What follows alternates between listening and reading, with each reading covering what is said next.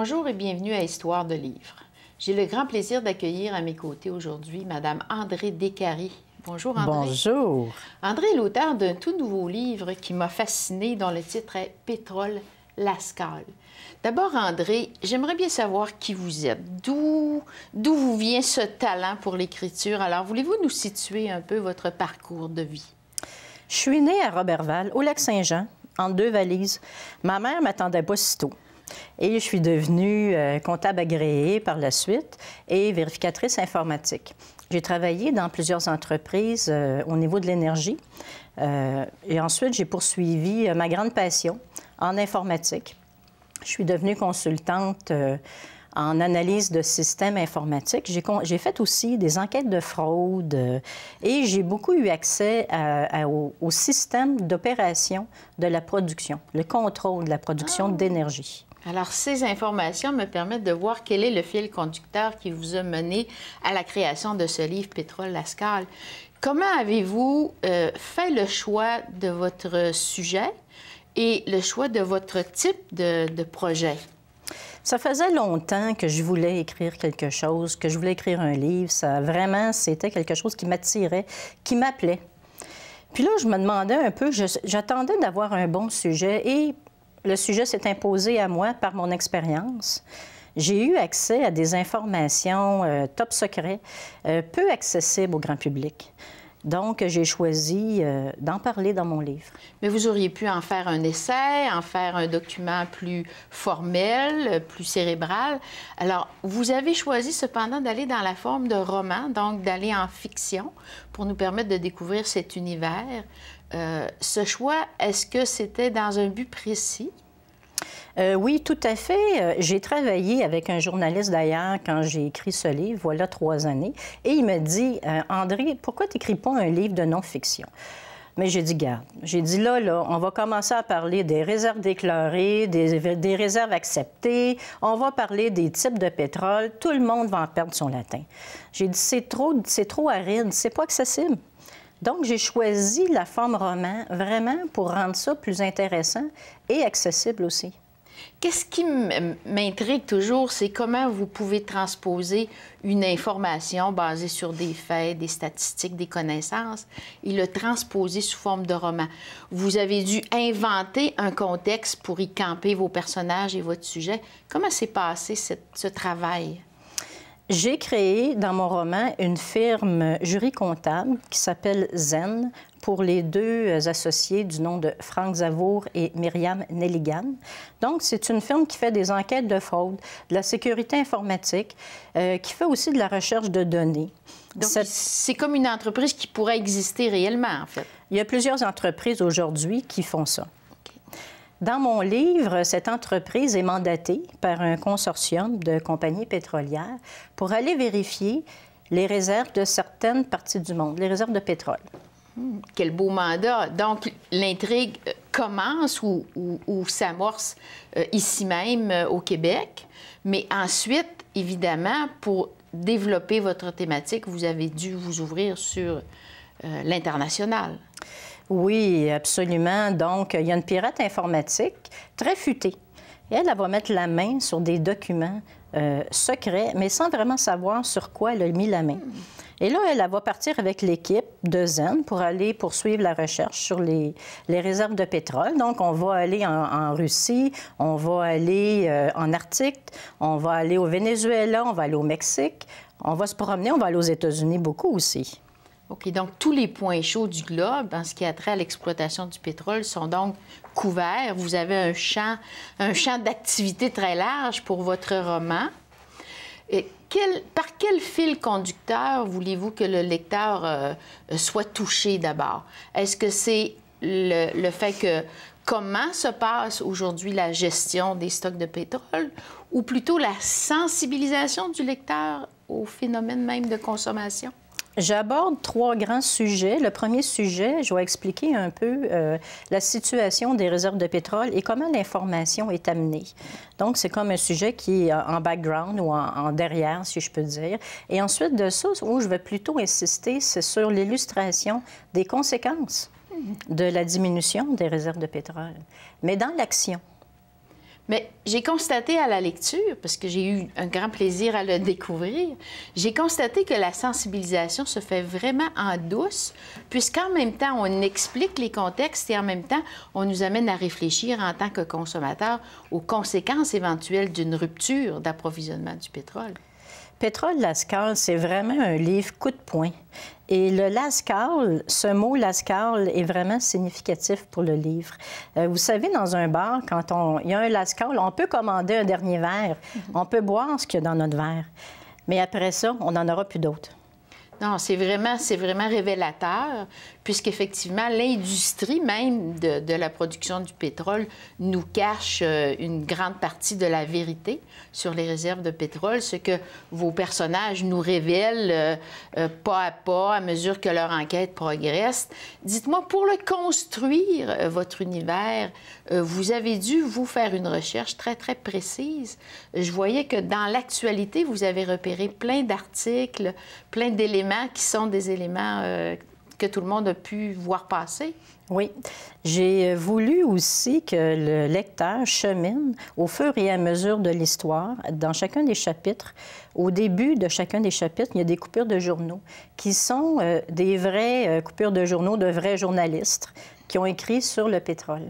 Donc, au fur et à mesure de l'histoire, on suit l'intrigue et le conflit qui s'amorce de plus en plus. J'ai adoré cette approche journalistique. Évidemment, c'est un peu une déformation professionnelle, parce qu'en même temps, ça nous ramène aux faits que l'actualité nous rapporte, mais des faits que souvent, on ne colle pas les uns aux autres, alors que les placer en référence au début de chaque chapitre nous permet de faire le lien entre l'actualité et la fiction, mais vous avez un style de fiction qui est très, très près des événements réels. Oui, le style André Descaries, c'est vraiment un style où on mêle Millennium, James Bond avec l'auteur de Jurassic Park. Donc, c'est thriller, policier, scientifique, spécialisé, mais avec une pensée écologique aussi. Moi, j'ai trouvé l'écriture très dynamique, mais j'ai trouvé vos personnages aussi très attachants.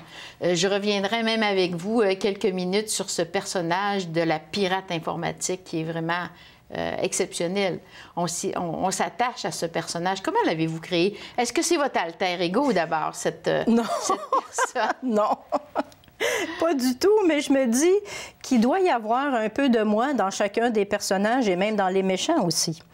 Et ce personnage, Mars, que c'est son surnom sur Internet, et qui s'appelle Barbara Jupiter. Donc, il y a toute une connotation aussi très flyée dans les airs, tout ça. C'est quelqu'un aussi de très courageux. Oui. Bien, elle a vécu un grand drame personnel et le fait qu'on puisse suivre en même temps son histoire, la recherche de ses parents, nous la rend extrêmement sympathique et pourtant, elle est constamment dans l'action, dans le danger. J'ai beaucoup aimé le fait que vous ayez joué avec émotion et action. À l'intérieur de ce livre, on retrouve souvent ce jeu de situations qui rend le livre intéressant. On ne peut s'arrêter de le lire une fois qu'on a commencé. C'est une belle qualité pour un auteur. J'aime beaucoup ce genre de personnage aussi, qui n'est pas tout à droite, tout à gauche, qui n'est pas non plus dans le milieu, qui est bon, mais qui est méchant en même temps aussi. Donc, il y a quelque chose de... En anglais, on dirait « disturbing ». Tu sais, c'est dérangeant. C'est des personnages dérangeants. OK. Et qui sont tout à fait plausibles dans leur ambiguïté. Ça nous les rend encore plus sympathiques parce qu'on peut de temps en temps aussi s'approcher de ce qu'est la réalité humaine. J'ai beaucoup apprécié que vous nous ameniez, par exemple, dans le Grand Nord, que vous nous fassiez découvrir des pays par la filière pétrolière. Est-ce que ce genre d'exercice vous a demandé personnellement une grande recherche, une grande connaissance géographique aussi ou géopolitique? Oui, mais j'étais déjà beaucoup là-dedans dans mon travail. Je suis allée aussi travailler dans le Grand Nord aussi. Donc, j'ai aussi des amis, de la famille aussi qui ont travaillé là-bas. Donc, je connaissais pas mal ce milieu-là. Et d'ailleurs, l'histoire commence avec une disparition extraordinaire de tout le personnel d'une base militaire canadienne qui travaille à Alerte. C'est une base qui existe vraiment.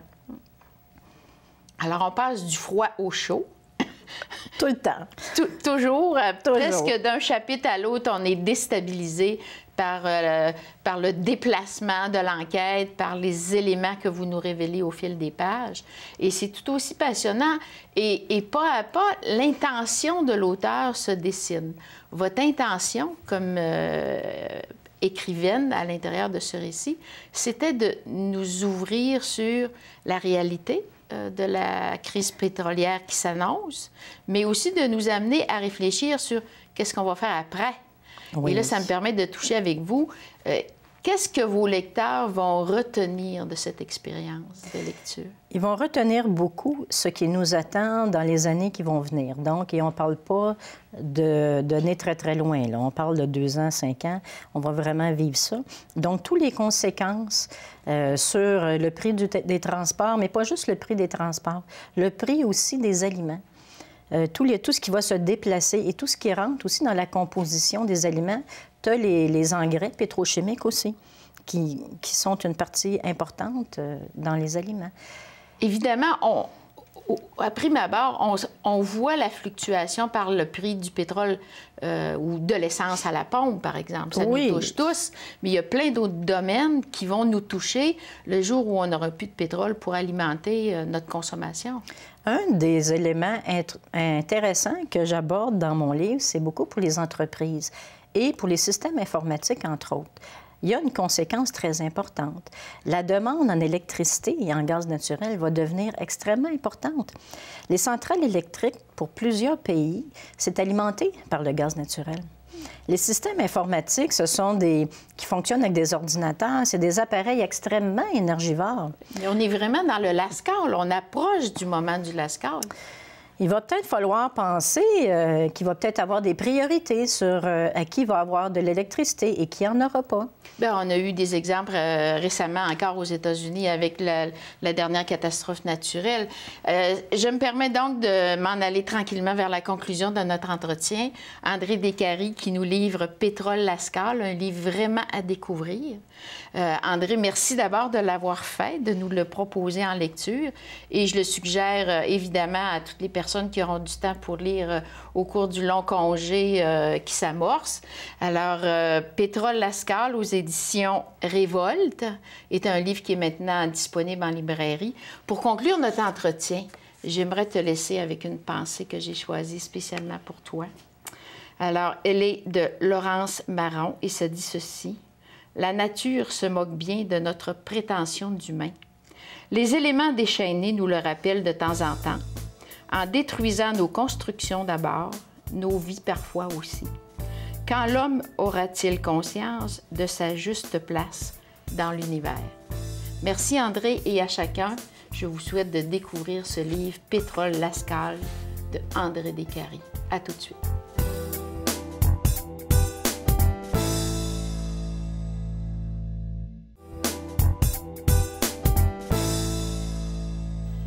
Rebienvenue. J'ai à mes côtés une deuxième invitée aujourd'hui que je vous présente avec un grand plaisir. Ginette Blais nous présente son livre Horoscope 2013. Bonjour Ginette. Bonjour Marie. C'est un grand plaisir de vous accueillir à mes côtés. J'ai plusieurs questions qui vont nous ramener à l'essentiel de votre livre Horoscope 2013. J'aimerais d'abord savoir comment on devient astrologue. Oh mon Dieu, c'est tout un cheminement. Je pense qu'on devient astrologue quand on est petite. Je pense qu'on est appelé jeune dans ces genres de métiers-là, pour 2 raisons. La première, c'est qu'on a une sensibilité. Déjà au départ, moi, petite, j'avais une sensibilité à fleur de peau. J'étais quelqu'un d'extrêmement intuitif et d'hypersensible. C'est-à-dire que moi, je me souviens pas d'avoir joué avec mes poupées, le nom de mes poupées et tout ça, mais je me souviens, par exemple, de la souffrance de ma mère quand elle faisait ses dépressions à l'époque, hein, c'était pas comme aujourd'hui. Alors, je ressentais sa souffrance, je savais comment la prendre, je savais qu'est-ce que je pouvais dire pour l'aider. C'était intuitif et j'étais toute petite, puis je savais déjà comment me blottir contre elle pour lui donner mon énergie, parce que je comprenais intuitivement ce qu'elle vivait. Bon, il y a ce côté réceptif, Oui. sensible aux autres, qui était présent chez vous dès votre jeune âge. Oui, oui. Mais au fil du temps, accepter que ce phénomène ou cette attitude ou ce potentiel, ce bagage que vous portez, devienne une profession. Comment se fait le passage vers l'idée que ça deviendra éventuellement votre carrière de travailler avec les prédictions, avec les influences de l'astrologie sur les gens? Oui. C'est que tous les autres métiers ou professions dans lesquels que j'aurais pu exercer, ça ne m'intéressait pas. Moi, c'était le facteur humain qui m'intéressait. C'était tout ce qui touchait, encore une fois, la sensibilité des gens, mais aussi, ce qui me fascinait, c'était de voir qu'une personne prenait une décision pour aller dans un axe et que la vie l'amenait dans une autre direction, avec toutes les difficultés que ça pouvait générer chez cet être humain-là, parce que c'est pas ça qu'il voulait, mais la vie l'amenait là. Alors, c'est ces points d'interrogation-là, moi, qui m'intéressaient. Alors, c'est sûr que j'aurais pu être professeure de français, mais j'ai décidé de m'en aller en relations publiques parce que je savais pas à ce moment-là que le métier d'astrologue existait ou que ce genre de métier existait. Alors, j'ai essayé de trouver ma voie, mon chemin, ma petite route à moi pour finalement réaliser que c'était pas tout à fait ça. Alors, ça a été un long cheminement, un long travail de ça, j'aime pas ça, et de dysfonction professionnelle aussi, parce que ça amène nécessairement ça. Hein? Quand on se cherche, bien, on s'en va comme secrétaire, mais on n'aime pas ça. Fait qu'on s'en retourne, on explore. Merci. Jusqu'à ce qu'on trouve la route qui est la nôtre. Et voilà, ce qui est un long chemin, parce qu'on ne sait pas trop. Puis en même temps, je voulais pas m'en aller en psychologie parce que c'était pas encore ça non plus. J'ai tenté ma chance, mais ça n'a pas fonctionné. Alors, je me suis dit, mais qu'est-ce que je suis? Mais qu'est-ce que je veux dans la vie? Et c'est à 20 ans, par pur hasard, où j'ai rencontré un professeur, un maître qui enseignait l'astrologie. Et j'ai suivi une formation. Tu sais, comme ça. Et puis, j'ai aimé ça, je trouvais ça le fun. Mais lui, il m'a dit une chose qui m'a beaucoup marquée. Il m'a dit, mademoiselle, j'étais jeune, j'avais 20 ans. Lui, il en avait peut-être... Il avait mon âge à ce moment-là, l'expérience de la vie. Il m'a dit, mademoiselle, vous êtes excellente pour comprendre les calculs qui sont très compliqués et ça va vous rester toute votre vie. Mais je pense que pour l'interprétation des planètes et pour ce que vous voulez apporter aux gens, que je ressens que vous voulez apporter aux gens, vous êtes encore trop jeune. Donc, faites vos classes, étudiez, continuez vos démarches, continuez à comprendre ce qu'est l'astrologie, essayez d'autres médiums aussi. Mais l'important, c'est que vous alliez chercher le plus possible de contenu pour pouvoir justement apporter ce que vous êtes venu chercher dans l'astrologie. Je comprenais pas, j'étais bien déçue. Hein? Mais c'est quand même une profession qui porte une lourde responsabilité, d'où l'idée que votre professeur vous amenait peut-être là sur la voie de la maturation, avant d'exercer la profession. Complètement. Ce que certains autres astrologues n'ont sans doute pas eu comme conseil au départ. Exact. Vous, ça vous a permis de développer votre personnalité en même temps que votre talent pour ce travail? Tout à fait. Et c'est là que je me suis dit, bon, OK, je vais le faire. Je vous dis pas que j'étais heureuse quand je suis sortie. J'étais extrêmement déçue. Comme toute jeune de 20 ans, je me disais, oh non, mais il va pas me dire quoi faire dans la vie, puis c'est pas vrai, puis je vais y aller. Et finalement, j'ai réalisé avec le temps qu'effectivement, j'étais pas prête. Mais j'ai suivi son précieux conseil, j'ai continué d'évoluer avec mes proches. Faire la carte du ciel à un, faire de la voyance à l'autre, apprendre le tarot, apprendre les rêves, apprendre... Et là, c'est des études, c'est de la recherche, c'est du travail, c'est autodidacte. Parce qu'il n'y a pas d'école comme telle. En tout cas, il n'y en existait pas. Aujourd'hui, il existe de belles écoles sur les rêves. C'est extraordinaire. Mais à mon époque, à moi, il n'y en avait pas. Alors, il fallait que tu te réfères à des gens qui avaient cheminé dans ces champs d'expertise-là pour pouvoir apprendre d'eux. Alors, c'est comme ça que je pense que j'ai plus de professeurs dans ma vie que d'expérience de travail. Ça fait juste 10 ans que je travaille, finalement. Mais tout le reste de ma vie, ça a été des études et de la recherche. L'acquisition des connaissances, c'est donc un long cheminement. Oui. Ça vous a amené, entre autres, à mieux comprendre ou à découvrir sous forme de recherche comment fonctionne l'astrologie et l'astronomie. Oui, tout à fait. Bon, ça, c'est une autre affaire, l'astronomie. Là, on est en 98-99. Je suis toute heureuse. J'ai l'impression que je maîtrise bien mon astrologie. Je suis contente. Je me dis yé. Et finalement, arrivent des gens à un souper chez moi, et puis dont une amie et son partenaire de vie, c'est un physicien. Et là, il me dit Ginette, il dit, excuse-moi, mais est-ce que tu es au courant que la planète Mars n'est pas tout à fait là où tu penses qu'elle est? J'ai fait pardon. Alors, la science vous a rattrapé. Écoute, ça a été comme un coup de poing, une ouverture. Ah, ça a été, là, c'était comme quoi?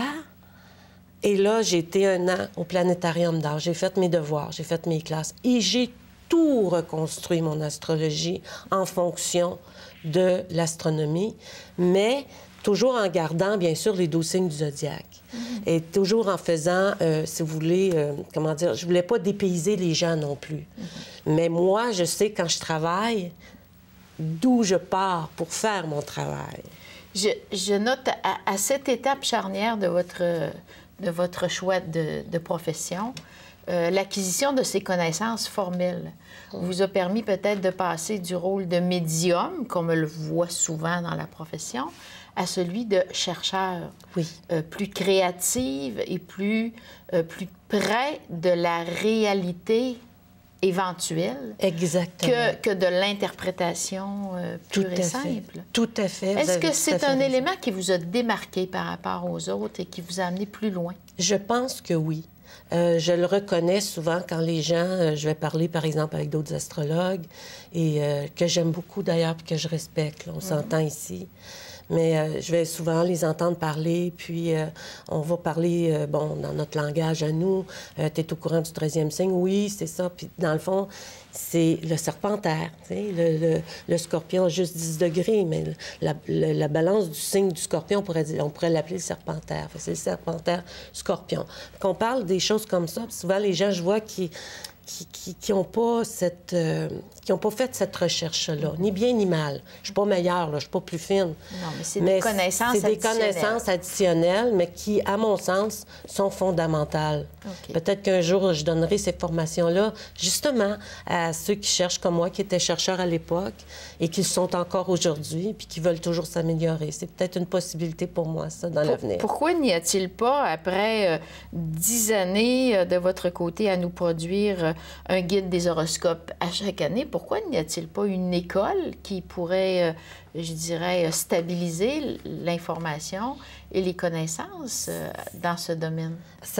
Écoute, ça serait un beau rêve à réaliser, un beau rêve à concrétiser, Marie. C'est quelque chose qui, oui, ça va sûrement faire son chemin.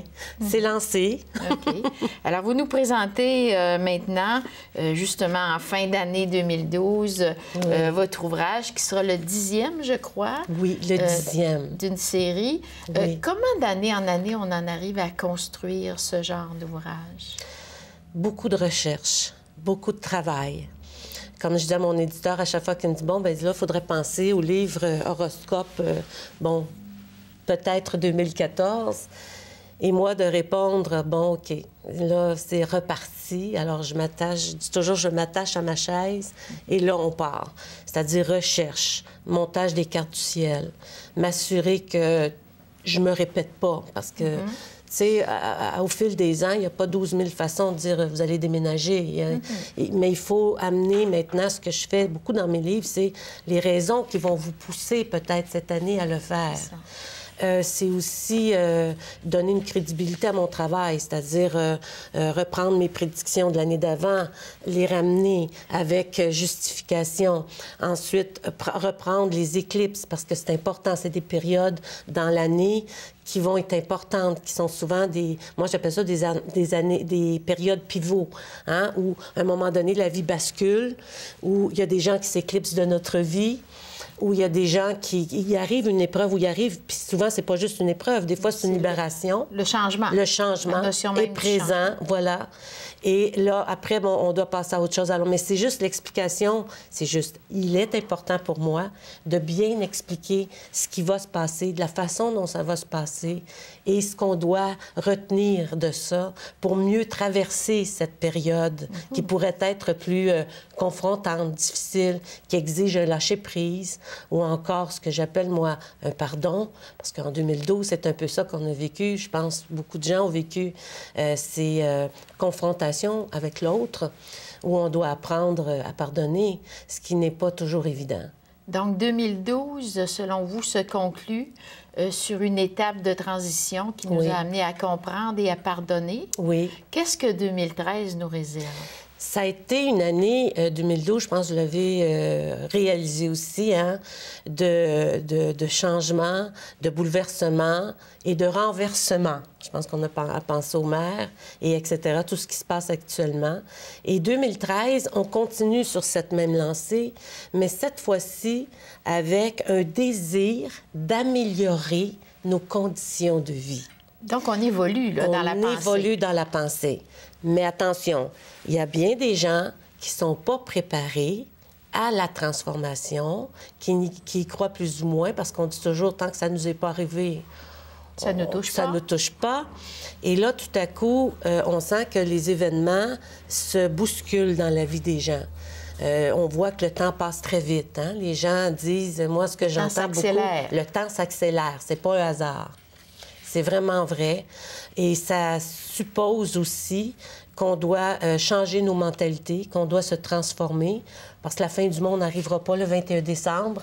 Je rassure tout le monde, tous vos auditeurs et auditrices, mais très certainement la fin d'un monde. Okay. La fin de la façon dont on pense, on réfléchit. Je pensais tantôt à votre auteur magnifique pour le livre Étoile Lascaux. Bien, c'est un peu ça. Alors, très beau message, Ginette Blais. Évidemment, chaque lecteur va trouver dans ce livre de 400 pages des réponses à ses questions, mais peut-être aussi cet ouvrage l'aidera à trouver son chemin ou à faire ses choix. Oui. Alors, je vous remercie de votre générosité ce matin et je vous laisse avec une petite pensée de Félix Leclerc qui nous dit, et c'est très à propos, la fortune, toute fortune est plus à l'abri dans une tête que dans un sac. C'est extraordinaire, oui. Merci à chacun. Bonne période des fêtes et à bientôt.